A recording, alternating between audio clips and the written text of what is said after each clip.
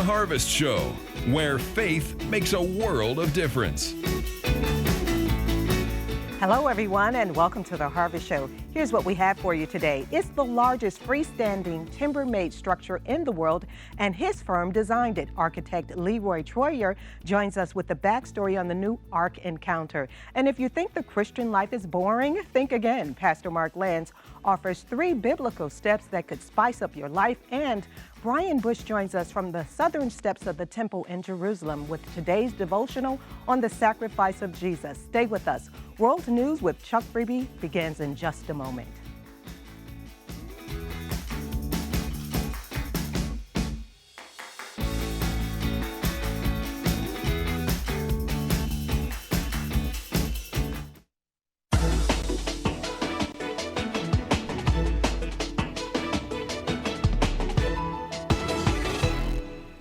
It is Tuesday, August 2nd, 2016, and here's what's happening in your world. Florida Governor Rick Scott says Zika tests across his state have detected 10 additional cases, bringing the total number of people feared infected through mosquito bites in the U.S. to 14. Scott urged people statewide to eliminate areas of standing water where mosquitoes breed. Government health officials warn pregnant women to avoid that Zika-stricken part of Miami and urged couples who have been there recently to put off having children for at least 2 months. Republican presidential candidate Donald Trump, speaking in Pennsylvania Monday, derided Senator Bernie Sanders' decision to support Hillary Clinton. If he would have just not done anything, just go home, go to sleep, relax, he would have been a hero. But he made a deal with the devil. She's the devil. He made a deal with the devil. It's true. Trump also said Sanders never had a chance to win the Democratic presidential nomination because the primary contest was rigged. A group of lawyers asked by Mitsubishi Motors to investigate mileage cheating at the Japanese automaker found such data falsifying went on for 25 years. The wrongdoing was systematic and extensive. The probe found the company lacked a system for checking on the team assigned to improve mileage. The company said employees did not feel compelled to respect the law or fix the wrongdoing, which went on for years. The government earlier found Mitsubishi had overstated mileage on its vehicles by up to 16%. South Korea today slapped a $16 million fine on Volkswagen, suspending sales of 80 models of the car and accusing the German auto manufacturer of fabricating documents on emissions and noise level tests. Since 2007, Volkswagen sold 83,000 units of Volkswagen, Audi, and Bentley cars under the forged documents. The move is the latest penalty facing Volkswagen in South Korea amid an ongoing probe. In November, it faced a $13 million fine and a sales ban on diesel cars for manipulated emissions tests. And Hong Kong was hit by strong gales and heavy rains today as Typhoon Nita moved away from the city, heading for southern China. Nita brought 4 inches of rainfall over Hong Kong throughout the morning. Fallen trees and lampposts blocked roads. Passengers were stranded at the airport due to canceled flights. About 325 flights to and from Hong Kong have to be rescheduled. Coming up later in today's Connections, Pastor Mark Lantz offers 3 biblical steps that could spice up your life. But up next, architect LeRoy Troyer joins us to talk about the backstory on the new Ark Encounter. We're right back with more Harvest after this.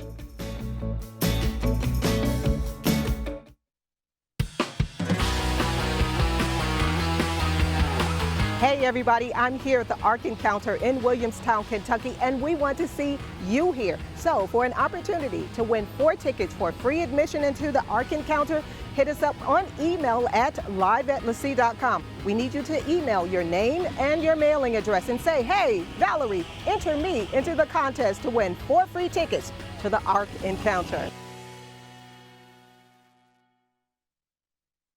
You know, it only takes $6 to feed one of these children for a whole month. That's why we're asking you to become part of Every Child, Every Day.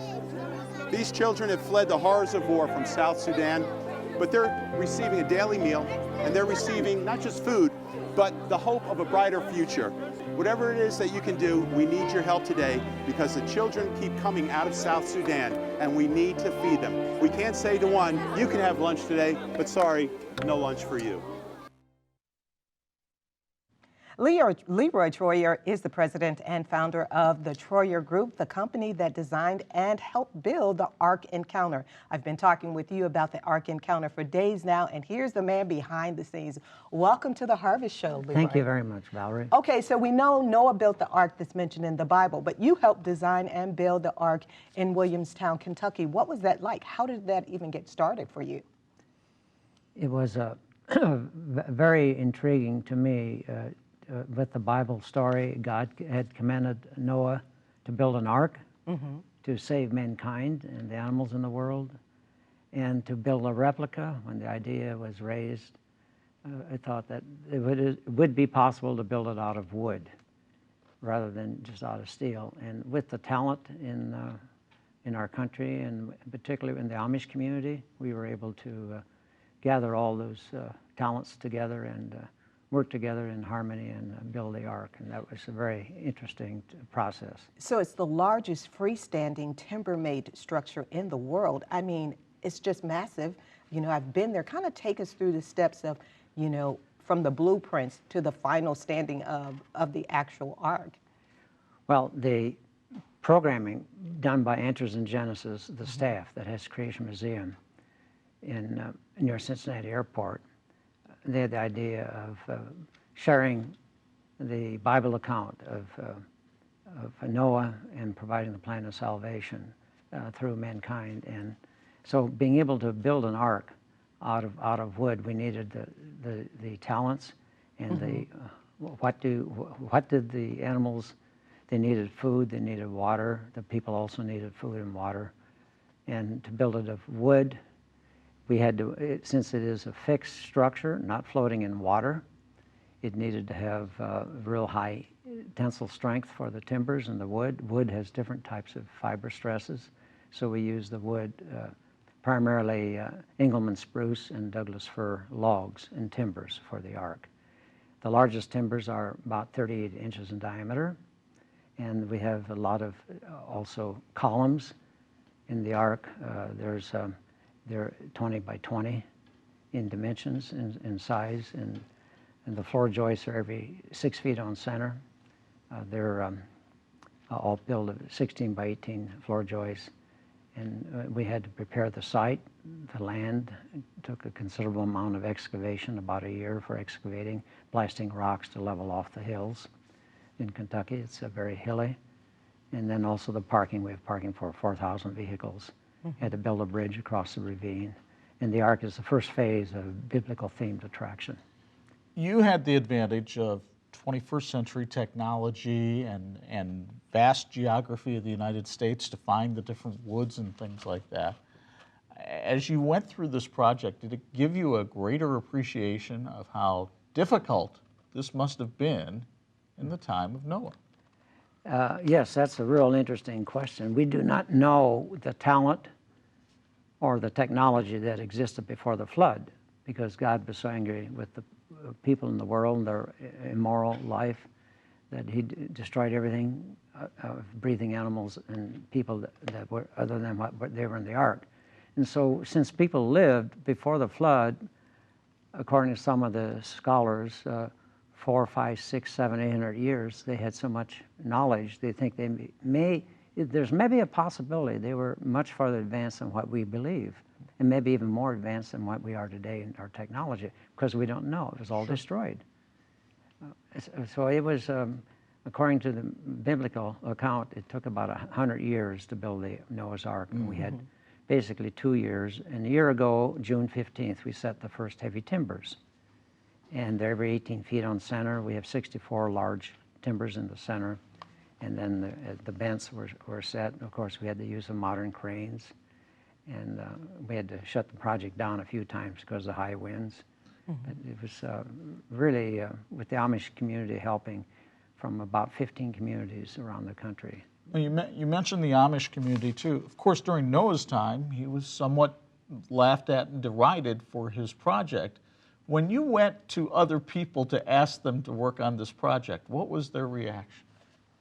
And they were awed by it.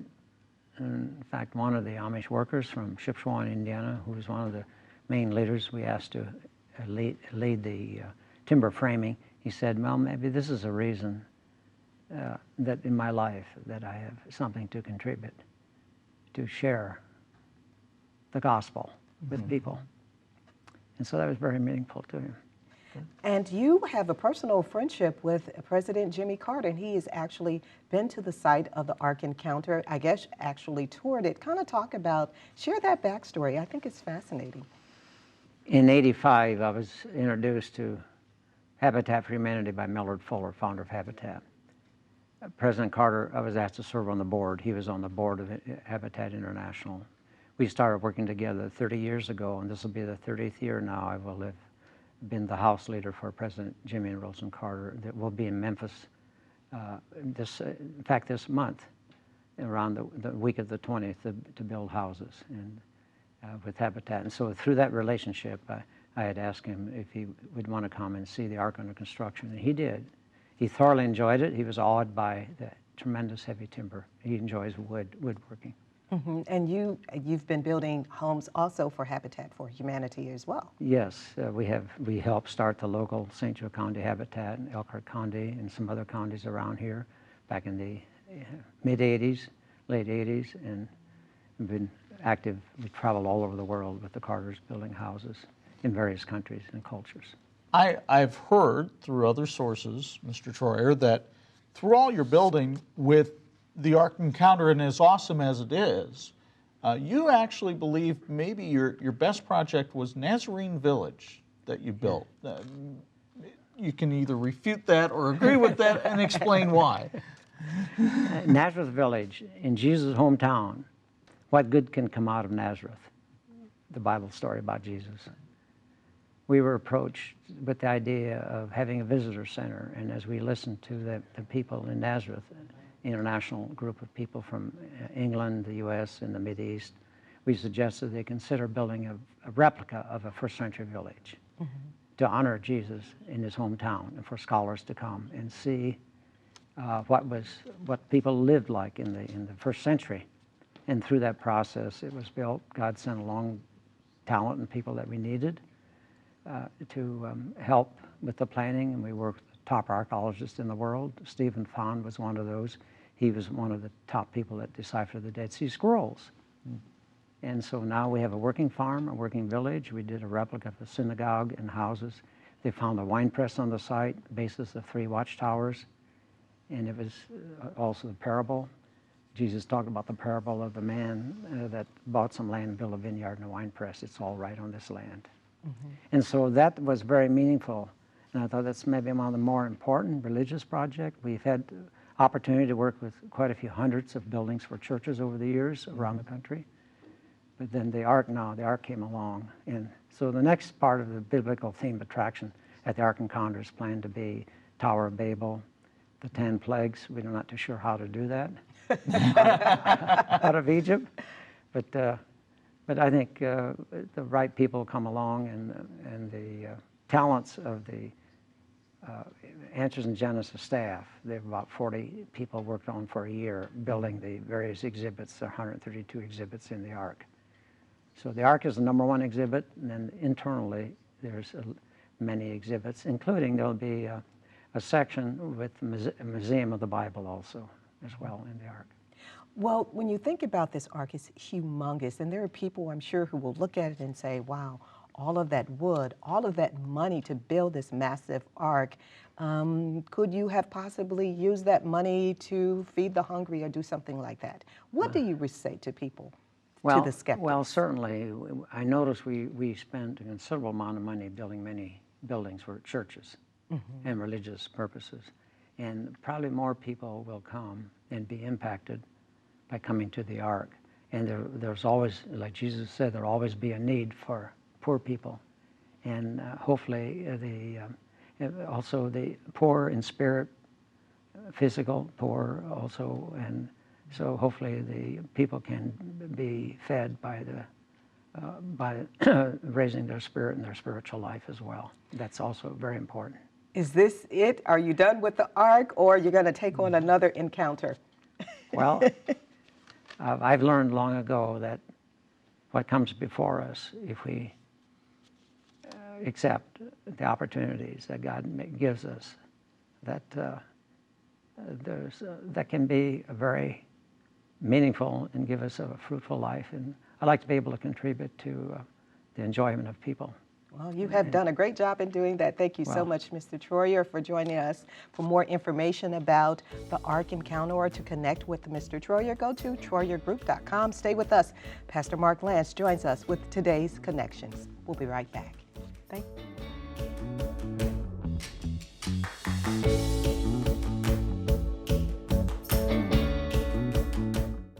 Dr. Lester Sumrall was given a global vision to reach 1 million souls every day for Jesus Christ. To fulfill his God-given assignment, he established LeSEA Broadcasting. The ministry today reaches millions of people in more than 190 nations through the power of television, radio, shortwave satellites, free Bibles, and prayer line. But we need your help. Will you join Partners in Faith by giving a monthly gift of $25, $50, $100 or more? Give today by calling 1-800-365-3732 or visit LeSEA.com. Do not be anxious about anything, but in everything, by prayer and petition, with thanksgiving, present your requests to God. Again, I tell you that if two of you on earth agree about anything you ask for, it will be done for you by my Father in heaven. Let us then approach the throne of grace with confidence, so that we may receive mercy and find grace to help us in our time of need. Here at Prayer Line, we devote ourselves to prayer. 24 hours a day, we are on watch and thankful for every call that we receive. We see each caller not only as a prayer partner, but another opportunity to see God move and lives changed. If you have a need, please call us at 1-800-365-3732.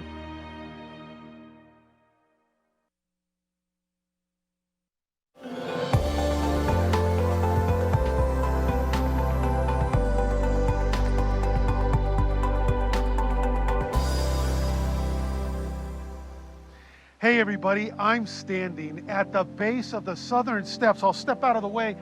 These are the steps that Jesus and the disciples walked upon as they ascended up into the temple. They were there, and it is such a moving experience. And what comes to my mind being here today? Two things: the presence of God and sacrifice. You know, the temple was a magnificent building. We can see it reflected in the stonework around me. And it was a place magnificent because God's presence was there. To do what? To accept the sacrifices of the people. Well, Jesus came here, and he was an even more magnificent structure, if you will. He was the God-man. In him, God fully dwelt. And he himself became our sacrifice, so that it wouldn't be necessary for the world to come to a temple to sacrifice, but rather his sacrifice would go out to the world and embrace it by grace. And if you don't know what I'm talking about, friends, I want you to call Prayer Line right now.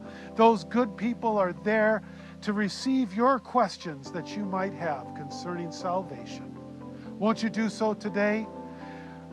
Get in touch with God's presence and understand his sacrifice for you.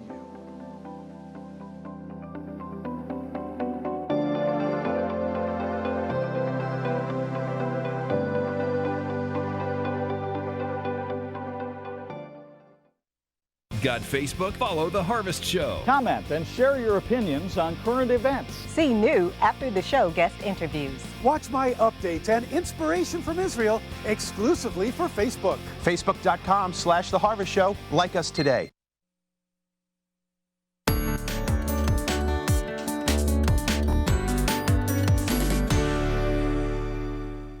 So let me ask you a question.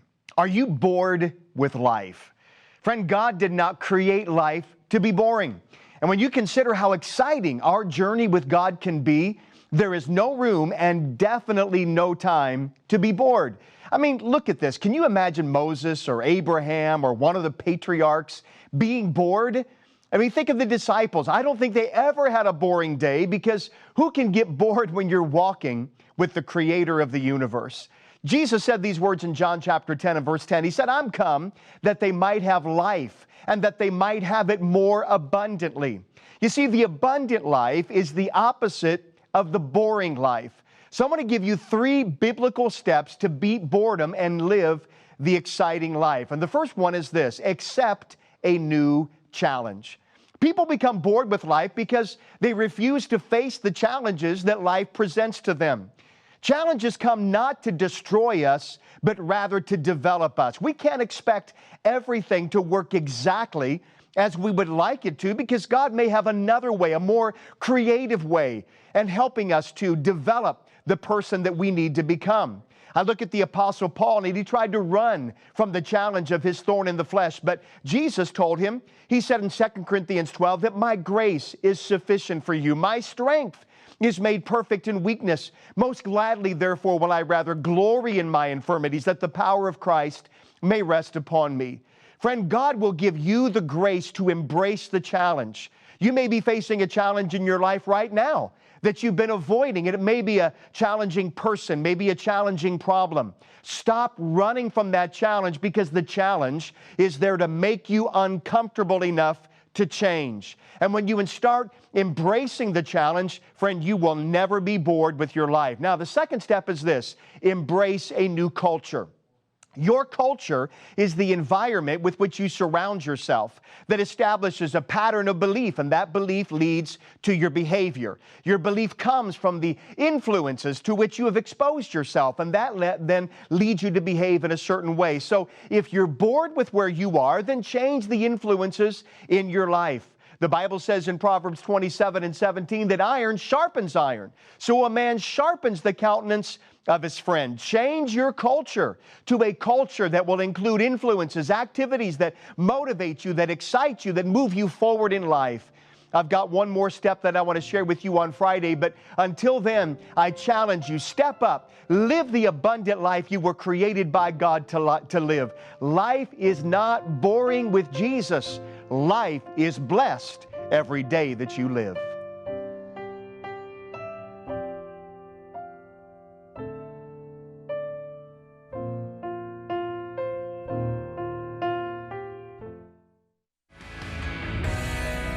The heavens declare the glory of God. The skies proclaim the work of His hands.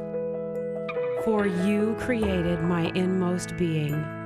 You knit me together in my mother's womb. Your word is a lamp to my feet and a light for my path. Take delight in the Lord. He will give you the desires of your heart.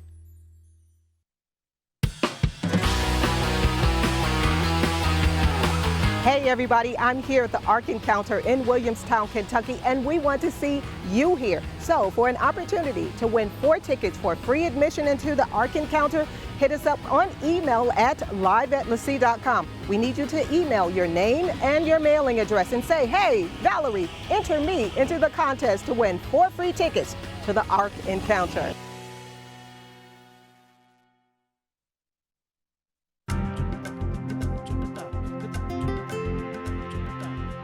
That special look at the Ark Encounter is coming up on Thursday's edition of Harvest. We'll be with you at our regular time of 9 in the morning Eastern Time, and Valerie will give you a thorough look at the Ark. We will also have our drawing that day for the 4 tickets for the Ark Encounter. You got to get there yourself. We're not paying for that. But we will give you the 4 tickets to get you inside this massive structure. I thought it was interesting today to hear what LeRoy Troyer had to say about the building of the Ark and what it has taken on and projects that they want to do around this. And it'll be a fascinating show coming up on Thursday. Mark that right now on your appointment calendar. And so we go from the Ark to Mark. Wow. And it's time to Ask Pastor Mark. This segment, Ask Pastor Mark, let me tell you, it is rivaled only by one segment in Christian television. And what is that? And that, of course, is Choose Your News. Of course. Well, Christian television's that's hard to fastest beat. growing talk sensation. Well, yeah, if we combined them at one point and said, choose Pastor Mark or have you choose the news. That would be even better. That, I think it would be. It'd be certainly an improvement over the host we have now. But let me ask you this. Yes. Do you have a question today that came in from somebody for Ask Pastor Mark? Because I don't. I do. Oh, yes, good. Yes. Actually came from a viewer in Indianapolis watching on TV 40. And they emailed this question in about what the significance of the Lord's Supper is to the believer, but also how it applies to the crucifixion of Christ. I love the question because most of us go to church and we take communion, and many believers don't understand the true impact and the significance of what they do when they take that juice and they take that bread. And the other challenge is, I need probably about an hour to answer this question, but since we don't have an hour, we're going to make it very, very brief. You know, the Lord's Supper, when he celebrated with the disciples in the upper room, he was celebrating a Jewish feast called Passover. So really, those disciples, this is something they did annually, so it was really nothing new to them. What was new is when Jesus gave them the bread, he said, "This is my body." When he gave them the wine or the juice, he said, "This is my blood." What he was doing is he was saying, I am fulfilling the feast that we are celebrating. Now, I don't know if the disciples truly understood that at that moment, what he meant, what was about to come. But in retrospect, as we look back, when we take of the juice and we take of the bread, we are seeing Jesus is the complete fulfillment of the Passover, which of course goes back to the time when the Israelites were delivered out of Egypt. He's our salvation, he's our redemption, he's our healing. Everything we need is found in him and in him alone. He fulfilled the entirety of the law, the entirety of Passover, found in Jesus. So when you take communion, it's not just a ceremony, it's not just a religious observance, it's honoring, celebrating who Jesus is. He's everything to us. And that everlasting life that comes through the body and blood of Christ is something that should never be taken for granted as we take communion. So there you have it, the 2-hour version of Ask Pastor Mark boiled down into 2 minutes. That's how we do things these days here on Harvest. We hope you'll join us again tomorrow for another, I'm sure, award-winning edition of Harvest.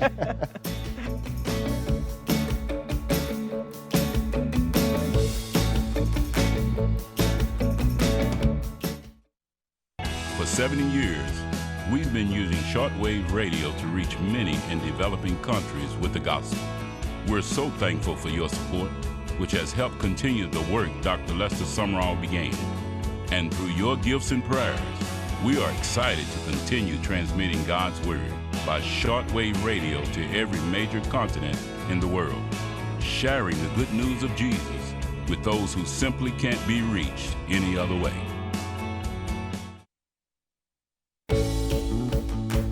The Harvest Show is produced by LeSEA Broadcasting and is viewer-supported by people just like you. Thank you for inviting us into your home today.